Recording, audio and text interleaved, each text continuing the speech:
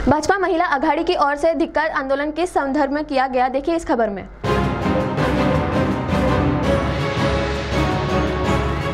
अभी कुछ दिनों पहले राज्य के सामाजिक न्याय मंत्री धनंजय मुंडे पर एक महिला द्वारा अत्याचार किए जाने का आरोप लगाया गया था। हालांकि सामाजिक न्याय मंत्री धनंजय मुंडे ने इस संदर्भ में अपना खुलासा भी किया था। वहीं दूसरी ओर आज भारतीय जनता पार्टी महिला मोर्चा महानगर चंद्रपुर की ओर से सामाजिक न्याय मंत्री धनंजय मुंडे को लेकर एक धिक्कार आंदोलन किया गया, जिसमें बड़ी संख्या में भारतीय जनता पार्टी महिला मोर्चा महानगर के पदाधिकारी तथा नगर सेविका तथा नगर सेविकाएं मौजूद थे और इस मौके पर जमकर नारेबाजी की गयी।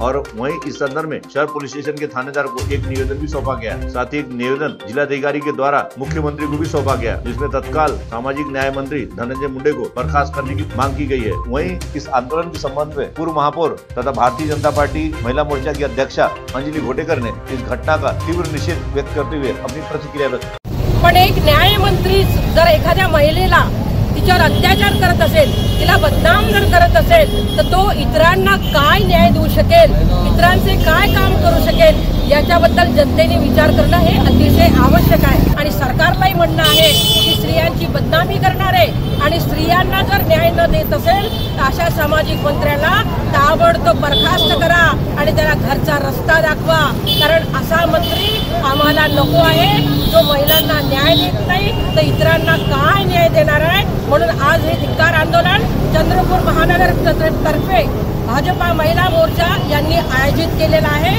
तीव्र शब्दामध्ये या ठिकाणी आम्ही सरकारचा निषेध करतो, धनंजय मुंडेचा निषेध करतो।